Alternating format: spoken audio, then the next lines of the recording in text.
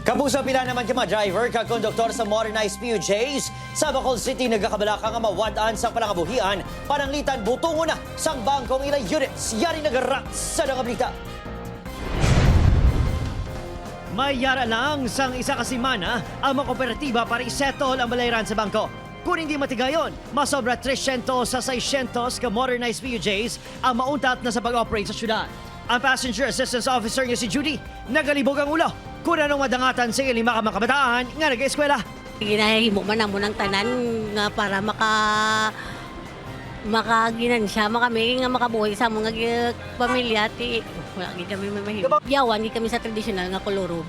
Halos wala naman sang pahuway ang driver nga si Bernie para malabot ang 1,500 pesos nga inadlaw nga boundary.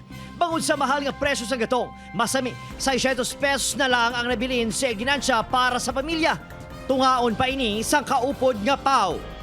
Nagapangaman ini bangod posible mawad-an na sang palangabuhian. Budlay, damo na tradisyonal. Tapos, Yung pasahero, laptay. Hindi man ta kasi nga wala, kahit yung tradisyonal, ara man nagyapon. magluwa sa mga driver kag konduktor, palaligban man sa pila ka small operators nga nagwa sa korporasyon kung paano mabawig minilyon nila ang ginpangutang para maka-operate.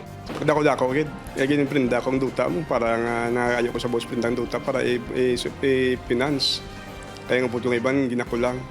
Base sa resulta sang sinapol sa LTFRB kag Transport Group kay Nazangaga, nakasugtan nga hindi anay pagbutungon ang mga unit sa kooperatiba nga wala nakabayad sa bangko.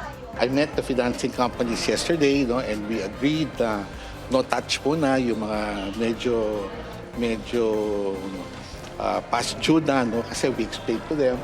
Hirap ngayon mataas ang presyo ng crudo, hindi pa tayo makapagtaas ng pamasahe. Opo, Kiril Gasilio, Adrian Priatos ang naga. Sada